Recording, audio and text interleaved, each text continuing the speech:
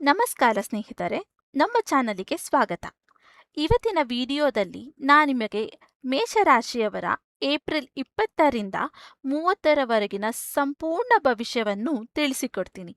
ಇವತ್ತಿನ ವಿಡಿಯೋದಲ್ಲಿ ಮೇಷರಾಶಿಯವರ ಉದ್ಯೋಗ, ಹಣ, ಪ್ರೀತಿ, ಆರೋಗ್ಯ ಎಲ್ಲರ ಬಗೆಯ ಸಂಪೂರ್ಣ ಮಾಹಿತಿ ನಿಮಗೆ ಸಿಗಲಿದೆ. ಮೊದಲನೆಯದಾಗಿ ಉದ್ಯೋಗ ಅಂದರೆ ಕೆರಿಯರ್ ಅಥವಾ ಜಾಬ್ ಬಗ್ಗೆ ಮಾತಾಡೋಣ. ಈ ವಾರ ಮೇಷರಾಶಿಯವರಿಗೆ ಉತ್ತಮ ಅವಕಾಶಗಳು ಬರಲಿದೆ. ನೀವು ಹೊಸ ಕೆಲಸ ಹುಡುಕುತ್ತಿರುವವರಾದರೆ ಈ ಸಮಯದಲ್ಲಿ ಇಂಟರ್ವ್ಯೂ ಕರೆಗಳು ಬರುವಂತ ಚಾನ್ಸಸ್ ಜಾಸ್ತಿ ಇದೆ. ಹಾಗೆ ಆಲ್ರೆಡಿ ಕೆಲಸ ಮಾಡುತ್ತಿರುವವರಾದರೆ ನಿಮ್ಮ ಶ್ರಮಕ್ಕೆ ತಕ್ಕ ಪ್ರತಿಫಲಗಳು ಅಂದರೆ ಗುರುತು ಸಿಗುವಂತ ಚಾನ್ಸಸ್ ಜಾಸ್ತಿ ಇದೆ.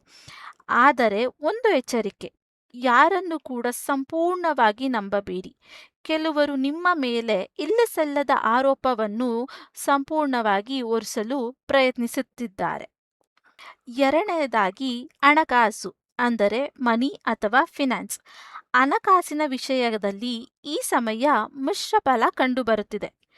ತಟಾರ್ ಅನ್ನನೆ ಹಣ ಬರಬಹುದು, ಆದರೆ ಈ ಸಮಯದಲ್ಲಿ ಅನವಶ್ಯಕ ಖರ್ಚು ಕೂಡ ಹೆಚ್ಚಳವಾಗುತ್ತದೆ. ಅಂದರೆ ಹಾಸ್ಪಿಟಲಿಗೆ ಖರ್ಚು ಇಡುವಂಥದ್ದು ಅಥವಾ ಅನವಶ್ಯಕವಾಗಿ ಸುಮ್ಮನೆ ಖರ್ಚು ಮಾಡುವಂತಹ ಸಮಯ ಹೆಚ್ಚಳವಿದೆ.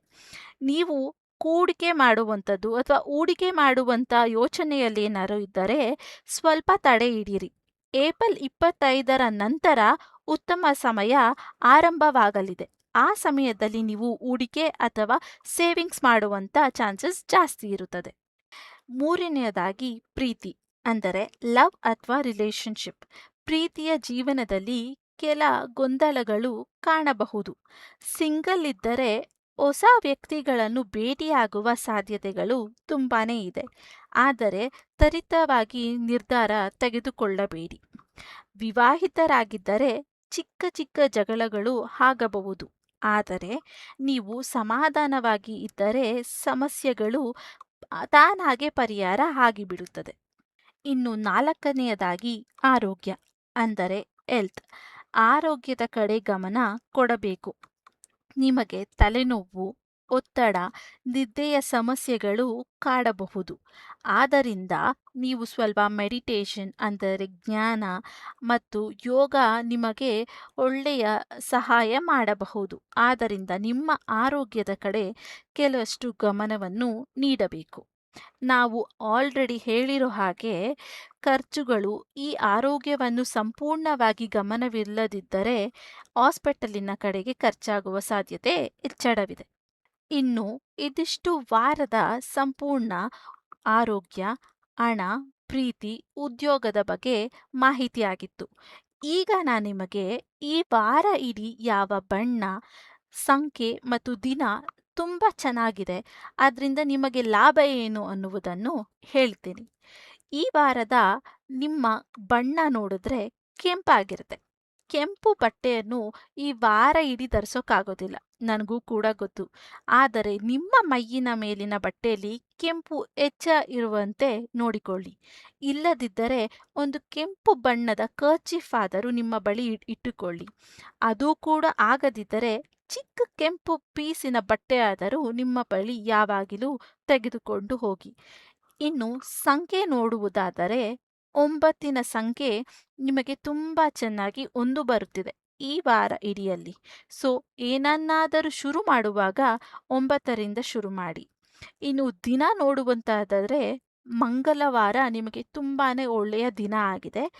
ಈ ದಿನ ನೀವು ಹೊಸ ಕೆಲಸವನ್ನು ಶುರು ಮಾಡಿದರೆ ಉತ್ತಮ ಫಲ ಸಿಗಲಿದೆ. ಇನ್ನು ವಾರ ಇಡೀ ಬರುವಂತ ಅಡೆತಡೆಗಳನ್ನು ದೂರ ಮಾಡಲು ಒಂದು ಸಣ್ಣ ಪರಿಹಾರವನ್ನು ನೀಡುತ್ತೀನಿ. ಒಂದು ಸಣ್ಣ ಪರಿಹಾರ ನಿಮಗೆ ದೊಡ್ಡ ಬದಲಾವಣೆಯನ್ನು ತರಬಹುದು. ಪ್ರತಿ ಮಂಗಳವಾರ ಹನುಮಂತನ ದೇವಾಲಯಕ್ಕೆ ಭೇಟಿ ನೀಡಿ ಅಥವಾ ಓಂ ಹನುಮತೇ ನಮಃ ಎಂಬ ಮಂತ್ರವನ್ನು 21 ಬಾರಿ ಜಪ ಮಾಡಿ. ಇದು ನಿಮ್ಮ ಜೀವನದ ಅಡೆತಡೆಗಳನ್ನು ದೂರ ಮಾಡಬಹುದು.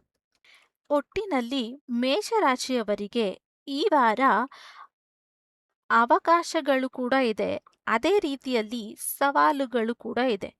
ನೀವು ಸರಿಯಾದ ನಿರ್ಧಾರ ತೆಗೆದುಕೊಂಡರೆ ಯಶಸ್ಸು ನಿಮ್ಮದೇ. ಸೊ ಈ ವಿಡಿಯೋ ನಿಮಗೆ ಇಷ್ಟವಾದರೆ ಒಂದು ಲೈಕ್ ಮಾಡೋದನ್ನ ಮರಿಬೇಡಿ. ನಿಮ್ಮ ರಾಶಿ ಯಾವುದು ಅಂತ ನನ್ನ ಕಮೆಂಟ್ ಬಾಕ್ಸಲ್ಲಿ ಕಮೆಂಟ್ ಮಾಡಿ ತಿಳಿಸಿ. ಮತ್ತೆ ಜ್ಯೋತಿಷ್ಯ ಮತ್ತು ಮ್ಯಾನಿಫೆಸ್ಟೇಷನ್ ರಿಲೇಟೆಡ್ ವಿಡಿಯೋಸ್ಗಳು ನಿಮಗೆ ಬೇಕಾದರೆ ಈಗಲೇ ಹೋಗಿ ನನ್ನ ಚಾನೆಲ್ನ ಸಬ್ಸ್ಕ್ರೈಬ್ ಮಾಡಿಕೊಂಡು ಬೆಲ್ ಬಟನ್ನ ಆನ್ ಮಾಡ್ಕೊಳ್ಳಿ. ಓಂ ನಮಃ ಶಿವಾಯ.